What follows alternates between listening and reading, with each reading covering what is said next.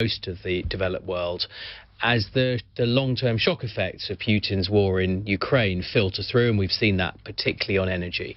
So I think what the market is looking for is the bank to do exactly what it's done today, which is to make a timely and targeted intervention to ensure orderly financial markets, which is the job of the bank. That's done in close coordination with the Chancellor.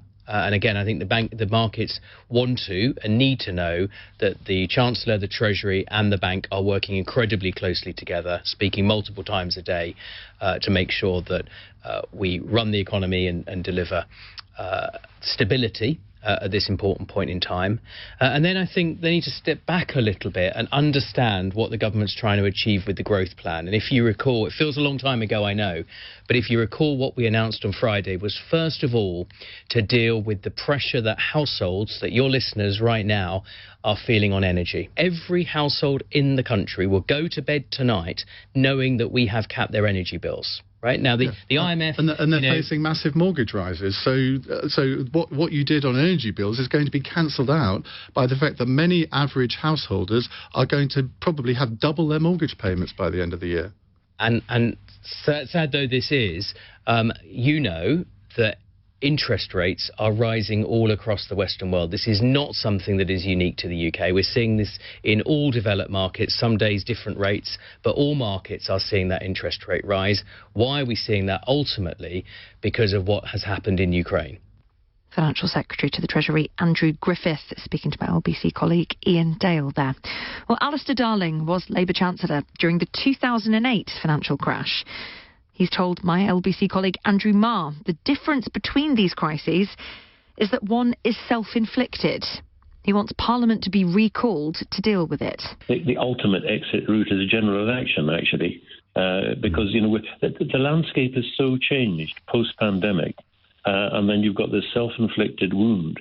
I think we were never asked, the public was never asked whether or not we wanted what Liz Truss was arguing for during her leadership campaign. That was a decision taken by a very small proportion of the population that is in the Conservative Party. So that's ultimately that's the only way out. I fully understand why you've just got a new leader and you've just got a new Chancellor. But don't think many of the people who supported her would expect things to go so horribly wrong within a week or so of them taking over. Now, that's their problem, not mine. But, sure. I think for the good of this country, because remember, these things take years sometimes to work their way out. The mistakes made in 1972 by a then Conservative Chancellor, it was 10 years before inflation was back under control at a terrible cost, with over 3 million people out of work. So, I think they have made a mistake. They're going to have to get their way out of it. I don't think they're going to get away with waiting for 2 months to tell us how they're going to do it. The sooner they do it and accept they've got to come out and explain themselves. And as I say, I readily see some of the things they can roll back, which might alleviate the situation. Yes, there'll be a loss of face, but, perhaps there's a bigger loss of face if they go on and get thrown out by the country. All the time that I was dealing with the crisis, 14 years ago, Parliament's the right place to explain yourself. So, I'm fully behind Jesse Keir Starmer and others who've been calling for Parliament to recall. This is a very serious situation. This is, it's unprecedented. Our borrowing rates are actually cost us more than Greece and Italy. We've had a rebuke from the IMF, which I can tell you from experience is very, very reluctant to criticise, big countries like ourselves. I think we're the biggest, we're the fifth or sixth biggest shareholder in the IMF.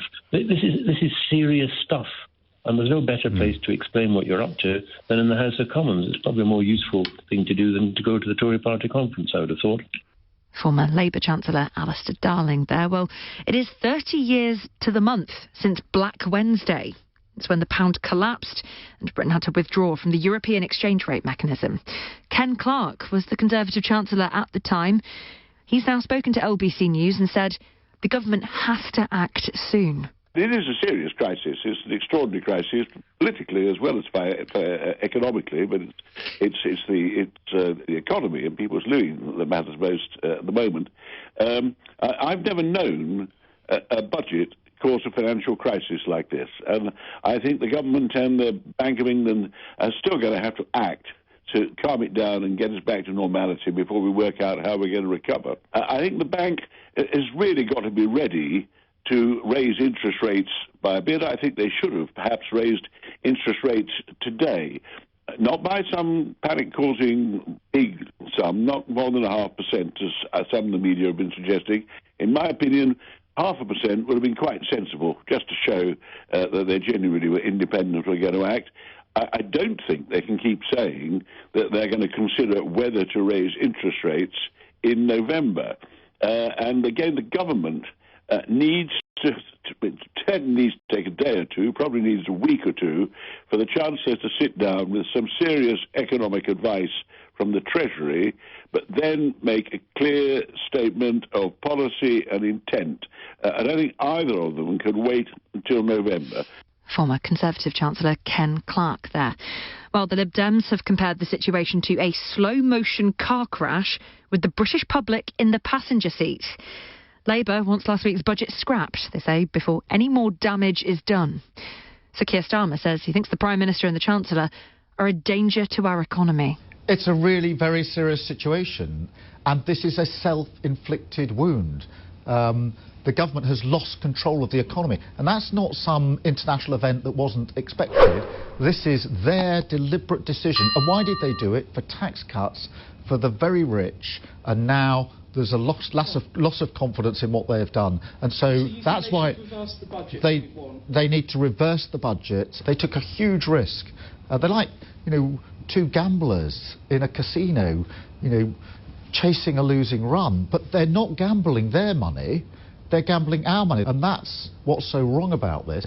We'll, of course, have much more on this situation to come throughout the programme here on LBC News. But up next, we'll be taking a look stateside to Hurricane Ian. It's battering the southwest coast of Florida. There are warnings of potentially catastrophic storm surges. We'll get the latest in a moment. LBC News. Summer. Factor 50? Check. Soggy poolside boots? Check. A stylish SUV for sunny road trips? No problem. Skoda has you covered. With the Skoda Summer SUV event. Save £500 on the Kamiq, £750 on the Karoq, and £1,000 on the Kodiaq. Summer is back on. Skoda. Orders placed with participating retailers between 15th of August and 30th of September and delivered by 31st of December 22. Retail customers only and excludes SE Tech for Karoq. Across the UK, people are looking to save on their monthly bills. Switch and save over £200 versus BT on all Vodafone full fibre broadband plans. That's up to 5 times more reliable than standard broadband. From only £20 a month for 24 months. Switch and save today to get reliable broadband without the price tag.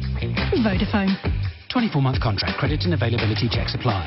Comparison made against comparable BT plans. Terms of verification at vodafone.co.uk/broadband. LBC News. Weather. Heavy rain moving southwards from northeast England and down over the Midlands to the south coast through the night. In the early hours of Thursday, some heavy rain over southern areas of England and Wales. We'll also see some rain over southeast Scotland, but the rain clearing by mid-morning. On Friday, a band of torrential rain moving across the UK. From early morning, the heaviest downpours will be across Scotland, Northern Ireland and Western Wales. And then from mid-morning onwards, that heavy rain sweeping across the rest of England. I'm Rachel Gerrish, and this is LBC News.